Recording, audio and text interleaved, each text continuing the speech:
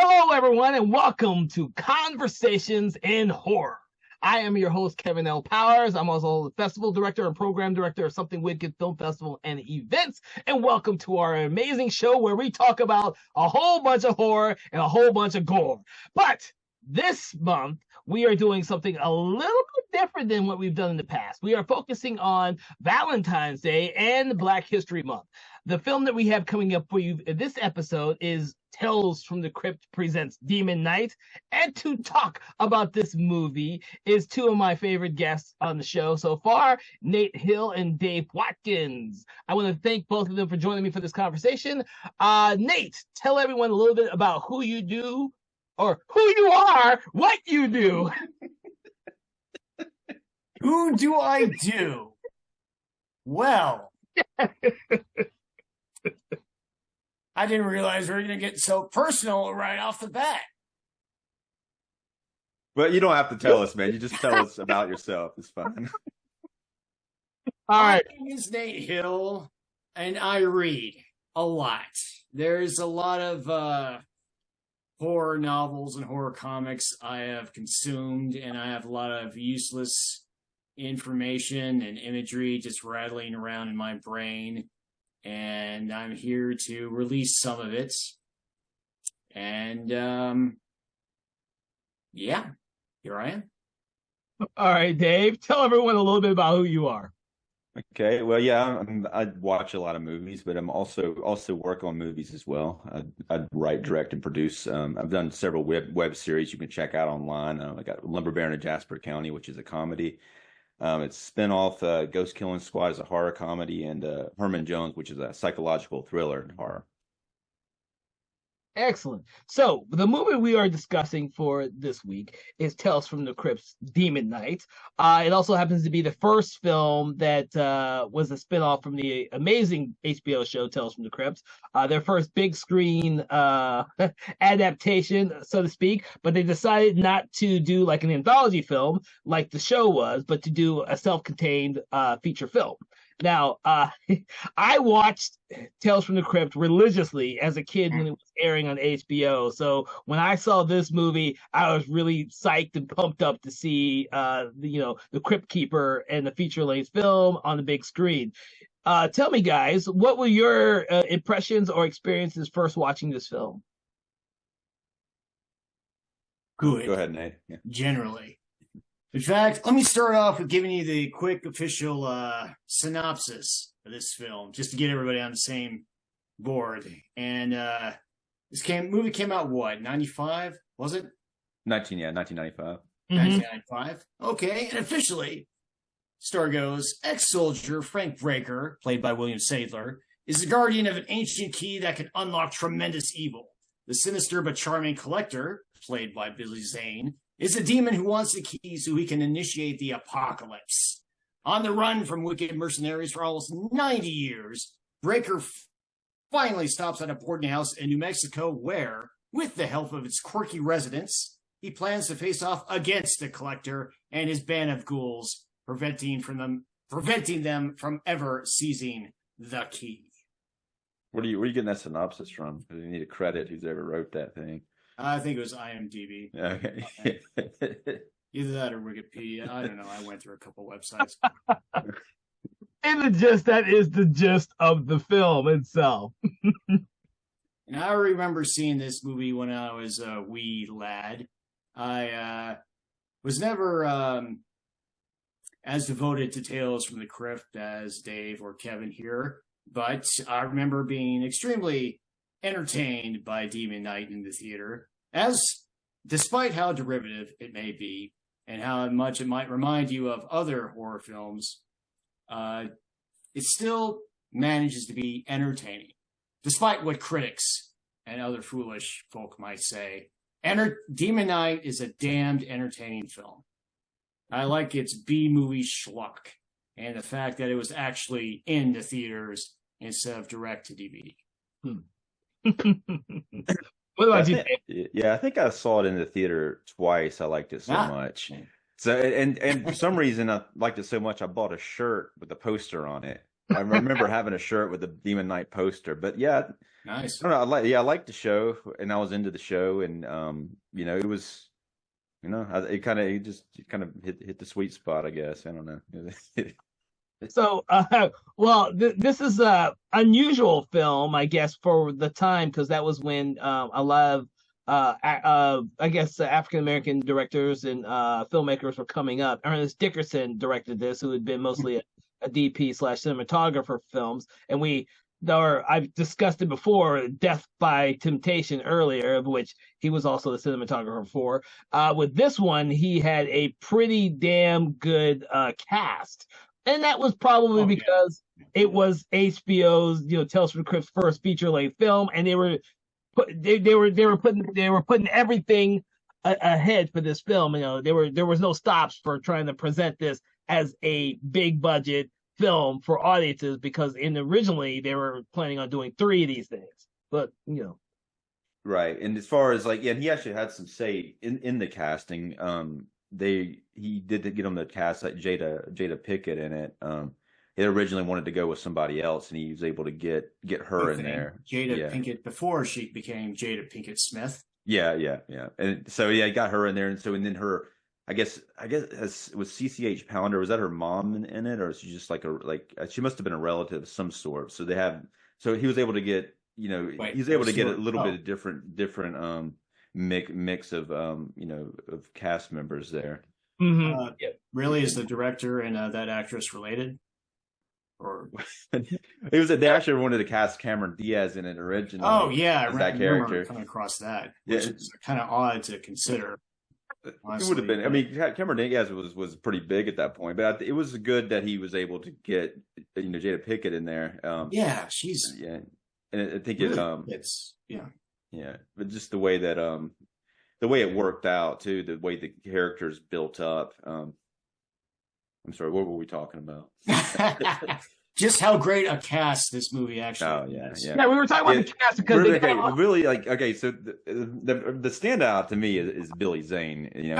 Billing too, but and I was watching some of the behind the scenes commentary, and everyone in talks about how from the script to what he did, he took the script, which they said it wasn't on the page. Whatever he did wasn't in the script. I mean, the dialogue was there, but the way he did it all, So, and also Ernest Dickerson was talking about how Billy Zane came in, when they're just kind of getting ready, and he apparently was bald, and nobody knew he was bald, but he comes in and he's bald, and he opens up a case and he has a bunch of wigs in it. And he's like, "Which wig do you want me to wear for this?" So then Ernest Dickerson said, "I kind of like the bald head. I think that's the way we ought to do it." So, which works out extremely well. Yeah. So he carried around a suitcase full of wigs. Yeah. And I never knew he was bald until really. I thought he shaved his head really for Demon Knight, but I was surprised to see that. And then I thought he shaved his head for Demon Knight too. So this is a surprise for me. I didn't know that, because I know in later films he's bald in all of his later films. Kind of like what happened to Bruce Willis. Bruce Willis just went bald for every one of his films after a certain period. Yeah. I wonder what kind of looks he had in that suitcase full of wigs. I mean, did he have 1970s Billy Zane or Elvis Billy Zane? Yeah, it's probably, I don't know. Billy Zane, maybe? Yeah. It's probably the way I think he did Titanic after this movie. So that Titanic, he actually had a wig on. I'm sure he had that Titanic wig in the briefcase, I think it was rumored that he got the part in Titanic because of Demon Knight. I can't confirm if that's true or not, but if it's true, it's amazing. That's amazing. Yeah. Well, one of the someone on the making of behind the scenes said that they thought that was the case as well. But I mean, they could just be saying that. But yeah, it's a possibility.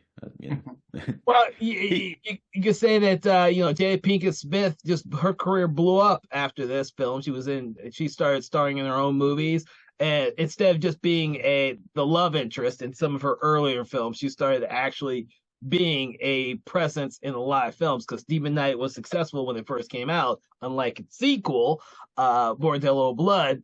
But this had a great cast, because it not only had Billy Zane. It also had William Sadler, and it had Dick Miller, it had CCH Pounder, or Thomas Hayden Church.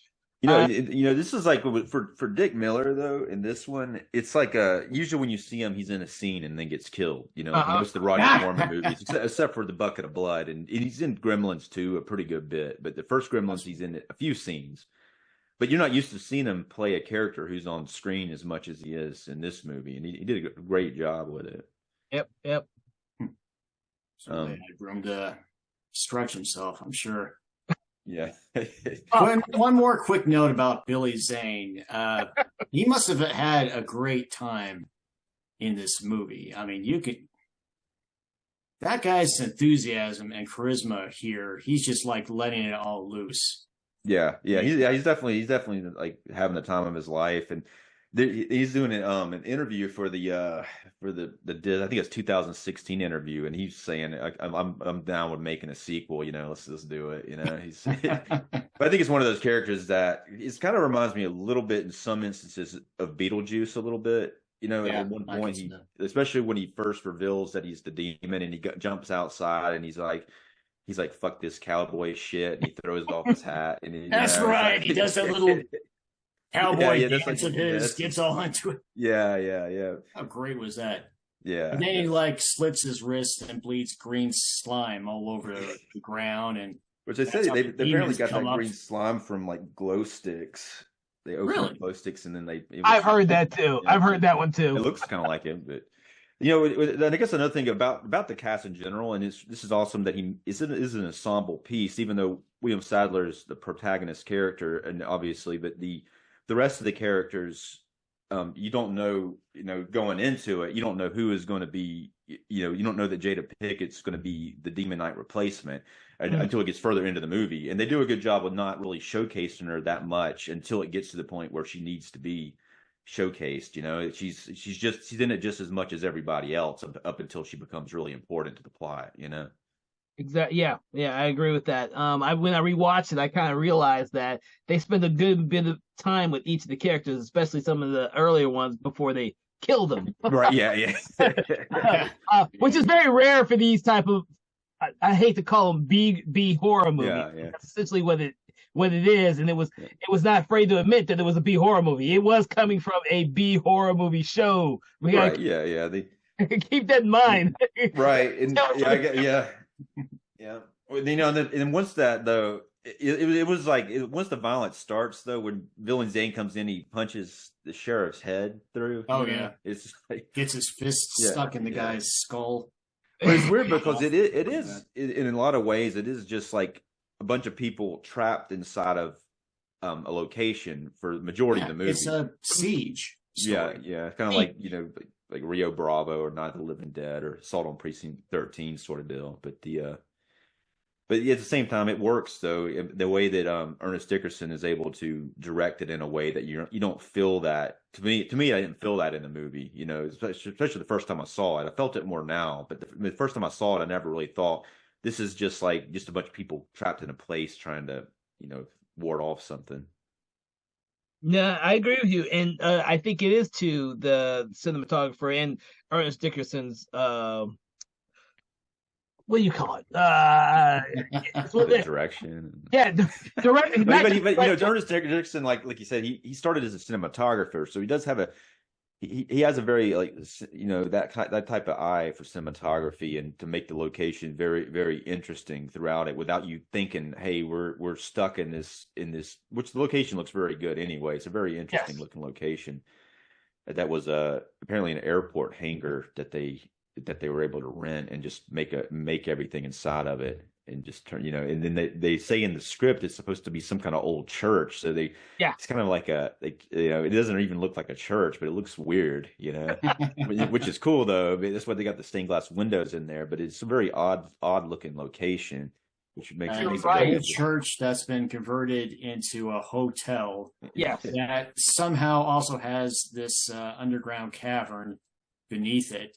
And old mine tunnels that go out into the desert, but that comes up in the story. It does, and that's what churches used to do back then. They used to funnel stuff through the mine tunnels, their illegal booths and stuff. Yeah, that makes sense. And it's funny though because hey, New Mexico, baby, that's how they do it down there.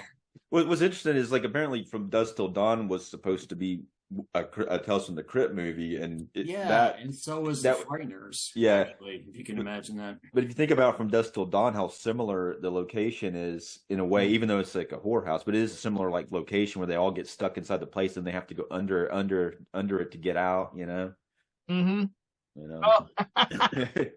That could be one of the reasons why I decided to go with something else, a different vampire film like Bordello Blood. Yeah. I understand they also had 2 other scripts in mind, and the main reason they went with Bordello of Blood was because they had to purchase it from, I think it was Robert Zemeckis and his co-writer, just to stay on good terms with him and keep him more into projects they had going with the production company. You talking about you talking about Demon Knight, or are you talking about some other? Talking about Bordello Blood. Bordello of Blood. I got you, Bordello. Yeah, but before then, they had this script that was a zombie story in New Orleans. Yeah. And one other, I have it. The Bordello of Blood, though, really that didn't do him any favors. Oh no, it did not. I kind of like. I kind of like the movie. It's really bad, but I didn't like it like Demon Knight. It was this isn't as good as Demon Knight in it. I don't know, but it kind of screwed him over. Yeah. Dennis Miller was really good in it, but I don't think he was on the same page with everyone else in that movie. The stories behind Bordello of Blood, nobody wanted to be there. Nobody wanted to do that movie. Which sucks though, because it's Corey Feldman was very enthusiastic about it. On the other hand, but Corey Feldman. But they had him as the main character. But I think there was something going on with him where he was I think he just had gotten in some trouble or something, and so he couldn't. They had to really struggle for him even to be in the movie to begin with. Oh, but I think it would have had a lot better time with the movie because Dennis Miller, I liked what he did. It was hilarious. I thought he was funny. He was probably the best part of the movie. But as far as apparently he would not say the lines of the script. He would just show up and be like, fuck it, I'm not doing it. I'm just going to make this shit up. Oh my god, that sounds like something he would do too. Yeah, there's anyway. I guess it also says something about just how talented Dennis Miller must have been. Yeah. Well, I guess he was doing his late night show and flying in and then just showing up and saying fuck, I don't have time to memorize this dialogue and it's shitty anyway. So it's which is the exact opposite of Demon Knight, because the dialogue everything that's being said actually makes sense to the story. Right, and the another thing about the script was actually not a Tales from the Crypt script to begin with. It was a spec script, but written by 3 different writers. It actually predated the Tales from the Crypt series. Before the series, and so it's interesting that and it doesn't even they had to change a few things and make it feel more Tales from the Crypt, but it doesn't have what happens in the series, which is the comeuppance thing where I think I don't remember you told me said this, but you said some comedian said nice try asshole. Was it what they said? The Twilight Zone kind of which is kind of like that was Chris Hardwick. Yeah. Talking about the Twilight Zone and how almost every episode could pretty much end with the narrator going, "Nice try, asshole," and that would be just like a coda for the original Twilight Zone series. Yeah, so that's kind of what happened. That's kind of how Tales from the Crypt is kind of written. The show, someone will try to do something asinine, and then at the end get their comeuppance. Which is not this one, really. Yeah. Well, it's also isn't 30 minutes either. It's also a 90-minute movie that you have to actually tell a complete story from beginning to end. And make it telling to the audience.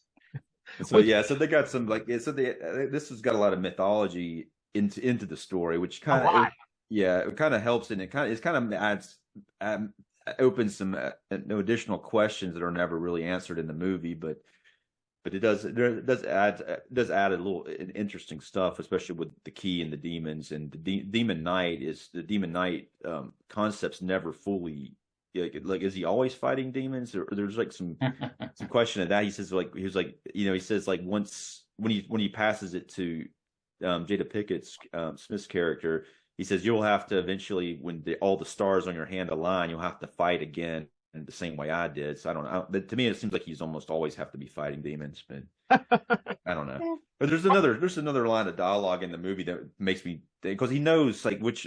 Apparently, I've seen a lot of like hate about this shit online, but like he knows to shoot the demons in the eyes to kill them. If he wasn't, if he only, you think he'd almost. I mean, I guess the implication is, does he always fight demons, or is it just when at the end, when all the 7 stars are, combine at the end, I assume when I watched the film, and I've seen it several times, I assume that he's always fighting the demons, but when the 7 stars align, that's when it's close to him having to pass it on to someone else. That's how I saw it. Yeah. That makes sense. And that's how I kind of got.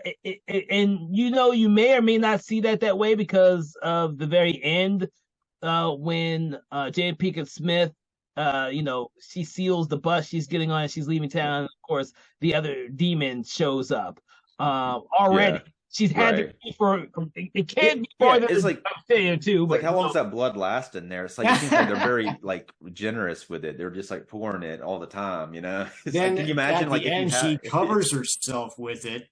It's just like how much blood was in that little bottle? Well, I guess she took it from him though. She took it from him. She took it from him. Well, but still, though, it's like I don't know. I mean, I guess it's just the suspension of disbelief at that point. But it's cool. That's a cool ending, though. When she and then he's like, "Nah, I'll take the next bus," and then he's walking down the road and it starts whistling the Tales from the Crypt. The music. Cool. He'll eventually catch up to her. Yeah. I don't know. I think that demon's like, I don't know if he's like a major demon. He kind of seemed like, I don't know. I guess if he really wanted to catch up with her, but I don't know if he really. He just I think he just wanted to be a demon. I don't know if he really wanted to kill a demon knight or anything. I don't know. I read somewhere that the original plan was to have that key/bottle be like a major factor in every Tales from the Crypt movie, which I know it does show up in Bordello of Blood, but it's not like a huge. It's a joke in that one. Yeah. What you mean, the bikini model at the beginning of the movie? Is that? Sorry. No, there was Nate was saying there was originally an ideal to expand upon the whole key for all the 3. Oh, I thought he said bikini model. I was like, what? Are you talking about? That came out of the. Excuse me, that key/bottle, that thing. That there's a bikini model at the beginning of it. I thought you were like really. It was like, I don't know. Bikini model is an entirely different scene in the movie. You shouldn't even have probably Dick on. Miller's favorite scene that he's ever done. On, really. Face it. Now there was a bikini model in the very beginning where John Leocat is just. Oh yeah. That's true. But I don't think she had any clothes on though. I don't think so either. I guess. Oh my God! No, but originally I had read too that the key was supposed to play a major part in all 3 films.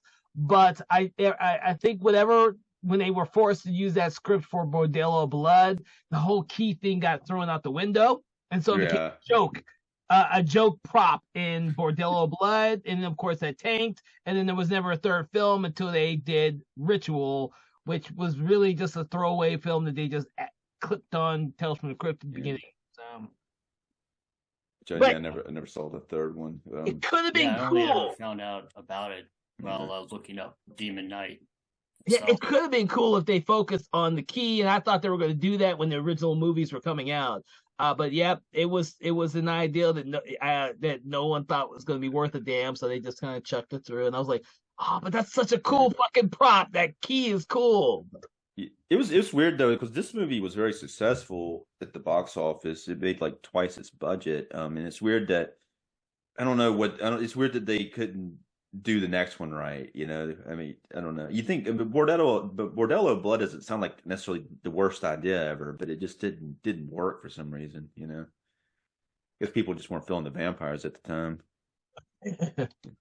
Oh well. Also, I didn't realize until now that when I watch these movies at the theater, I kind of forget the time frame of when they were made, and I guess Bordello Blood came out like a year later. So they were probably whatever ideal they originally had with the key and trying to link all 3 of these movies, but it got thrown out the window. And like we've said before, Bordello Blood was probably a last ditch effort to get it done on a schedule. They had a date. They had to shoot a movie. It had to be released on that date.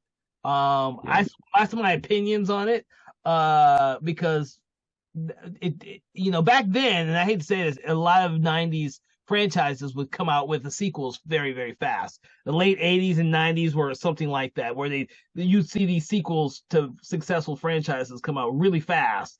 I guess this was just thrown in there with that whole lump right there, so they can make money. Right, and it does seem like in a lot of situations that it becomes down to the creative decision makings. Almost it becomes like a board meeting with like some people making some oddball decisions, and not really caring about like the certain things that other people might. But you think that just the idea of the show being so popular, but I guess maybe by that time the interest in the show may have been less as well. By the time Bordello of Blood came out, I know when Demon Knight came out, it was very popular at the time. Oh, you're right. Because Tales from the Crypt ended in '96. So Demon Knight came out while the show was still airing. Yeah. So it only was out another year, and then after that, when Bordello of Blood came out, the show wasn't even on anymore. So, another interesting thing about the movie was from the director's commentary. And the opening scene and the end scene was directed by Gilbert Adler and not Ernest Dickerson. He apparently like the Crypt Keeper stuff. Yeah, so it's kind of interesting too, because those are scenes other than the scene with Dick Miller and all the models. Those are the ones that have a pretty gratuitous amount of like nudity in them for the most part.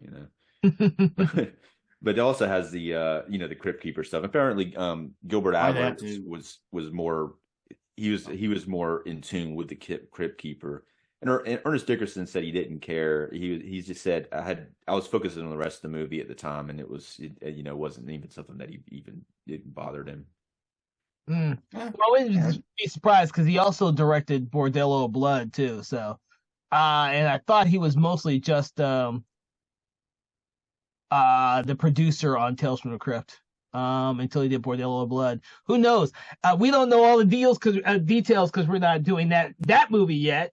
Yeah. But it could be that whoever was supposed to do Bordello of Blood couldn't do it, or they left and he was forced to do it at a shore. Like I said, they have a deadline they have to keep with the movie, and that's what they shot. It's a pretty big scene though at the beginning when the Crypt Keeper shows up at that award ceremony. It's like that's a huge huge. It looks good as far as the amount of people there and the set stuff. It looks pretty legit. But it does look, and it's interesting that a different person directed it, because it feels that way, and it's probably a good thing because it's supposed to be different than the rest of the movie. Well, also, if you didn't know, since this was when it first came out, this was the movie version of Tales from the Crypt. So it was the first time people actually saw the Crypt Keeper not sitting down. So you got to see him actually interact with other characters, and you got to see him walking. A giant ass puppet walking and all that type of stuff. So they're doing a lot at first with this, and you may be right. Gilbert Adler may have done a lot of the Crypt Keeper segments for the actual show, since he was a producer of the show, and then he just segued into doing that for the movie as well. But yeah, that when the Crypt Keeper's walking though, there's like one shot where I guess they had to put some kind of green screen on his face. It looks really odd. You can kind of still see a little bit of the green screen around his neck, but it was obviously a hard effect at that time. It's 1995 when they're doing it. No computer, and that's another thing about the effects in this movie are fantastic, because it is all like none of it's computer generated. It's all practical.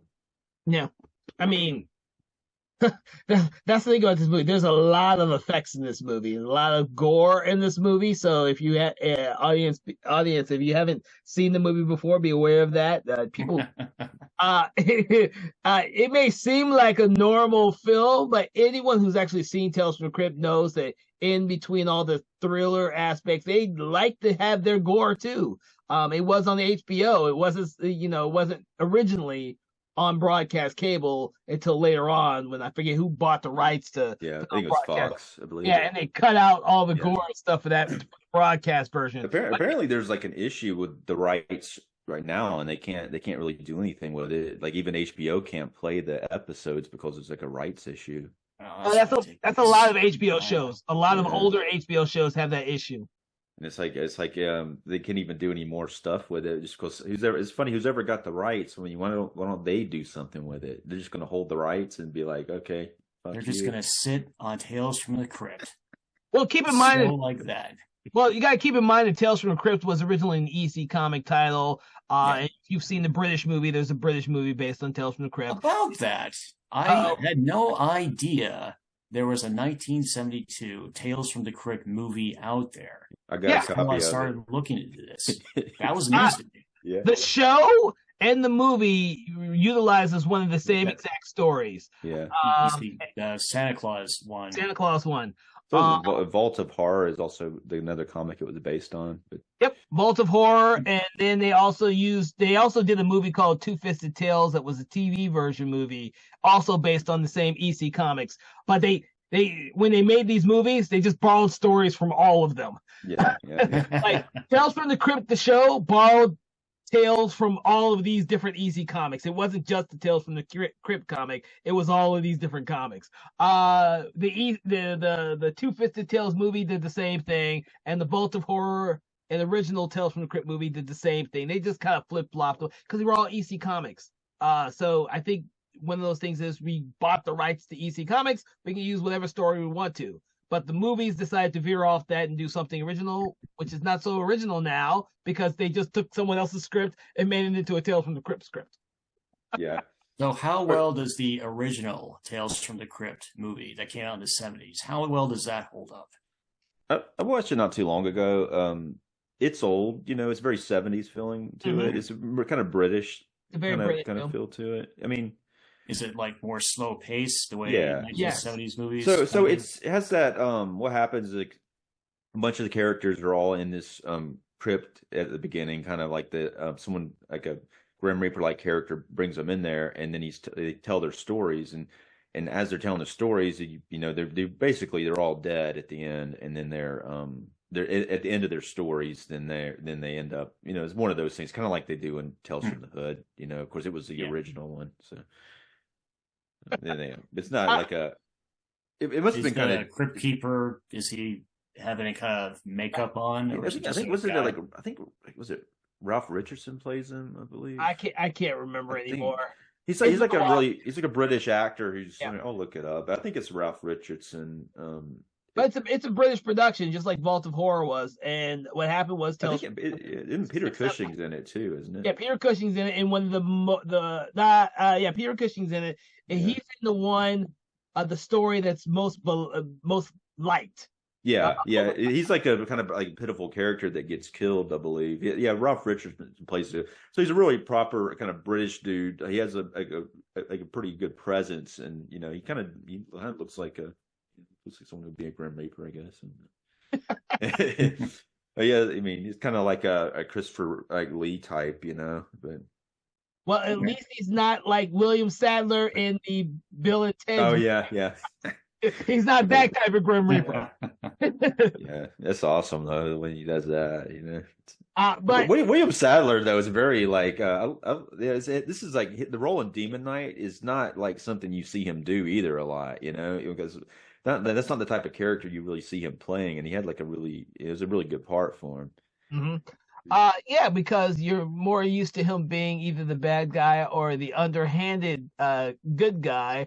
Or an authority figure or something like that, I mean that's William Sadler, or he could be the pitiful guy like he was in The Mist. William Sadler kind of shows up in a lot of different types of projects all over the place, and you never know what type of character he's going to morph into. And him being like the hero almost in this film, where he gets to shoot a lot of bad people or demons and come out on top, more or less, is actually surprising in a lot of ways.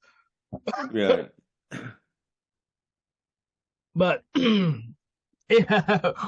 what are some of your other thoughts on the film, since we're speaking about We're kind of Well- going place with Tales from the Crypt in general. Back to Demon Knight.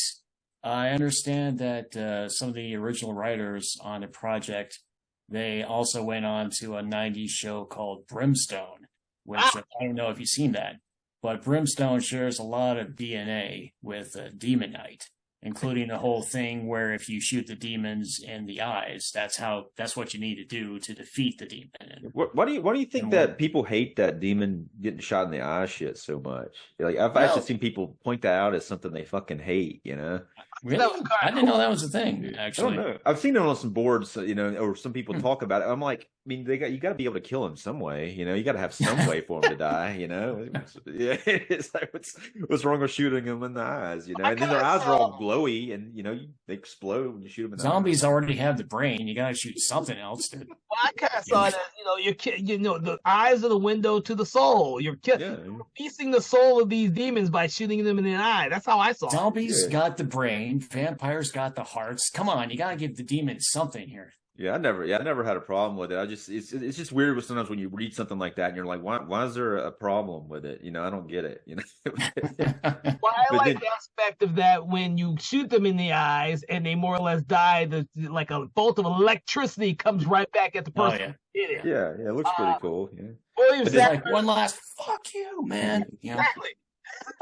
William Sadler is, he's smart enough to dodge that electrical bolt when it's coming back at him, but some of the other characters are not so lucky. Yeah. Well, I think that one guy, I don't remember his name, but the guy there's that one guy who actually voiced Roger Rabbit in the he's the one that gets shocked, you know. His name was that guy. Did that actor ever go on to do anything else? He does a lot of voice work. He doesn't do a lot of on camera stuff, but so Charles Fletcher, he's like Wally, but he's done a lot of voice stuff. That's what he's really known for. But he's a pretty good actor in that movie, though. I know him for Roger Rabbit and this movie. That's where yeah. Right. But I mean, I don't know. If you look on IMDb, he's got a lot of credits. You know, not something you wouldn't recognize him from, but he's working still. Like we got off on subject on him, but he used to when Roger Rabbit came out, he would be, he was in a lot of publicity for that movie as the voice of Roger Rabbit. So I don't know. I don't ever remember seeing. I guess they showed him like that. I never really saw him like from Roger Rabbit. They had like magazines with him and standing next to Roger Rabbit and shit. The voice, I remember that. He wasn't as puffy when he was voicing Roger Rabbit. I remember he put on some weight for Demon Knight. What you fat shaming him for, man? No, I'm just saying. Man, you horrible. Jeez. All right. Yeah. In the other aspect of Demon Knight, man, I like the fact that this is a film where the audience is shown a lot in terms of the backstory and history of the Breaker character played by William Sadler. When he has these little flashbacks to when the one character who first gets the key is right there when they're being crucified, and he meets one of the demons there and all that type of stuff. It's kind of like, for some odd reason, the 7 stars are aligning, and he knows he has to the next Demon Knight, but he's also getting these original imagery from when the key was first made. And of course, they actually show the one sequence, World War One, World War One, where he gets the key himself. So he's been like he hasn't aged either. So he's been like alive since World War One. But I guess just being the key holder makes him not age. Well, he does say he's been doing it a long time. So he's like, it's time for me to die. I've been running for too damn long, and I guess that's a sad aspect of the character. He's been running for so long that he feels like it's his time. Although I'd say kill some more demons and keep living. Yeah. You would think that would be I don't know. I mean, it would probably get fairly exhausting running from demons and all the time, but he doesn't seem like he's too exhausted. Really seems like, but I guess he's. I don't know. There is He's that well one preserved for his age. Well, hey, there's that one scene when he gets there at the church/motel where he's eating that stuff with ketchup on it, and even Dick Miller says, "I wouldn't eat that shit." Yeah. I did find that funny the recent time I just watched it. I was like, "Oh shit, I forgot about that scene." On the director's commentary, they were asking Ernest about that, and what is that he's eating? And he's like, he's like, I don't. He didn't remember what it was supposed to be, but he said it actually is cream of mushroom soup or something like that. Oh. And then he said, the idea was like from the guys used to put ketchup on everything, like older guys like that, from World War I or whatever. And he said that was like the whole idea to kind of show more that he is from a different time period than the other characters are. Interesting. See, I didn't pick up on that. I didn't know that. Interesting. But it is a very standout scene just because I don't like ketchup anyway. It's not I don't like it. So he's throwing ketchup on. I'm like, oh my god, don't eat it. And then he eats it. I'm like, I got that impression too when I rewatched. I was like, oh, I hate ketchup. Oh. Okay, ketchup on mushroom soup doesn't sound great. I'll grant you that. But it's William Sadler. He'll do anything for a buck. Yeah. I was thinking. I mean, I don't know. I was thinking if I had to do that, I guess I would do it if I had to do it for a scene. But at the same time, it's like, oh man, does it have to be ketchup? Can we do mustard instead? I don't like mushroom soup either. So I mean, maybe do like cream of chicken or something with mustard. That would. You get some sriracha in there. I'd do sriracha. Yeah, I'd do sriracha over ketchup. I guess it had to be ketchup though, because there was a point to it. Like I said, it was like like Ernest said, it was like he felt that people from that generation just smothered everything with ketchup, and that was their go-to. Yeah, I do remember hearing that myself, and I guarantee you that people the older generations who watch this and know that can appreciate that that's actually in the film because we see the whole flashback to World War I and all that type of stuff. Right. Back in those days, we didn't give fine fuck about that. You had one condiment. It's ketchup. You put it on everything. Yeah. All right, so we're coming towards the end of our discussion on Demon Knight, and I want to ask you two, is there anything that you would like to tell us about the film in particular that you want to leave the audience with? In an alternate world where they didn't have the budget, it could have been Bible salesmen that they were fighting instead of demons. That was an option on the table. The special effect guy in the interview, he said that he went to him with a budget. They gave him the script, he gave him a budget, and I guess the budget was too much, and they're like, okay, so we're just going to change it to the Bible salesman. And he's like, it was terrible. So I told him I would rework the budget and I'll come up with another option. And that was when he came up with the demons the way that they are, because they actually like people with prosthetics, because they originally were going to be suits and a lot more elaborate. But the way that they were, the way that they are, like tall, thin actors. Yeah. And they were put prosthetics, and they look probably a lot better than they would had they actually had the budget to do the suits. Because the way those guys move as demons is pretty impressive. Much more impressive than a Bible salesman would have been. Yeah. Walking around, frankly. Yeah. Oh my God. So the thing about this movie is, unfortunately, or fortunately, it started off the very first feature-length film for Tales from the Crypt, which I absolutely loved and grew up with. The bad thing is the other films in the series are not nearly as interesting or as good, unless you are a Dennis Miller fan. So the film Demon Knight did give us some of that. It also allowed someone like Jada Pinkett to become one of the stars and give her a lot of room to grow as an actress, because we all know she went on to do lots of great things afterwards.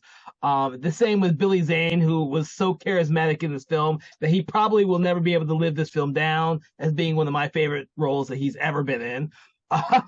Both Dick Miller and William Sadler got plenty of screen time to expand upon their repertoire as actors and allow audiences to see a different facet of them instead of just being character actors. And I could go on, but I'm not going to, because we've already talked about the guy who did the voice of Roger Rabbit being given his own little scene. About William Sadler. Yes, I don't think I've ever seen any other movie that featured him quite so much. Yeah, probably not. Probably not. I mean, Trespass. If you've never seen Trespass, yeah. It's a Bill Paxton and William Sadler. Yeah, he's got a big part in that. It's a good movie. Yeah. They actually I got a version of it from Scream Factory. Put that out.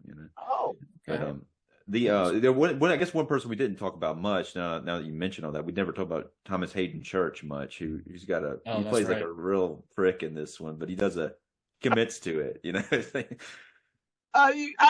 know what? He has come so far from what was he originally on, Wings? Is that the show he was originally on? Yeah. So he has come so far since starring in Wings, and this was one of his earlier films. But that actress who was in the other actress, Brenda Blake, I think's her name. She was really good in it, even though she was playing like a pretty bad character. But as far as I guess she was almost like a prostitute or something. Yeah. But she had a little bit more than almost, but it was heavily implied that she might be a prostitute. They call her a whore several times, and then they told C.H.H. Pounder, or he told her, get that pussy off the table, and she's off the table. Yeah, she's like cowering after that, and she's like, "I wasn't even talking to you. I was talking to the cat." I was talking to the cat. There are some clever things in this film that just doesn't show up in the other films. Did I ever have that cat in any other scene besides that one? Yeah, the cat's in the film. Several scenes. Remember, the cat gets outside. It leads them to the mine shaft because they chase the cat. When the cat shows back up, they chase the cat so Breaker can put the key on it to make sure the cat's not possessed. And then, of course, they find the cat again later on in the film when the cat has disappeared again. Yeah. The cat disappears and reappears several times, and Jada Pinkett keeps mentioning that damn cat. I can't leave my cat. Yeah, geez, yeah. But I guess I'm going to leave you with that, everyone. We're going to stop the conversation in terms of a black cat that just has a means of coming in and out of scenes throughout the whole film. If you don't mind that, you're going to love Demon Knight. I will say that Demon Knight, when I grew up with it, was an amazing film. And when I rewatched it, it still holds up pretty damn well. But a lot of these siege type films always hold up really well because they almost seem a little bit timeless. There's a reason why we still can watch films like Night of the Living Dead and Assault on Precinct 13, and those siege type films are always very, very almost timeless because what better way to do a low budget film, no matter what genre it is, other than to do a bunch of people stuck in a single location for some odd reason that they can't leave. So, I want to thank you guys for joining me on this Conversations in Horror, in which we devaluated we did a lot of stuff to Demon Knight, as well as Tales from the Crypt and Bordello of Blood. We kind of touched a little bit on everything Tales from the Crypt related in this episode. I want to thank you all for joining us, for listening to us rant about all this stuff. Please check out some of our previous episodes. We have a lot in store for you for February as we celebrate Valentine's Day and Black History Month. And with that, I would like you to make sure to check out our social media and please have a good evening. Thank you. Conversations in Horror is a Broken Lighthouse Pictures production, produced by Kevin L. Powers, executive produced by Kelly A. Inoka, and originally filmed via Zoom technology. Conversations in Horror is hosted by Kevin L. Powers and co-hosted by various horror film lovers and filmmakers. To learn more about Mr. Powers, please make sure to check out his Patreon page and other social media platforms. Conversations in Horror is copyright 2024 Broken Lighthouse Pictures production.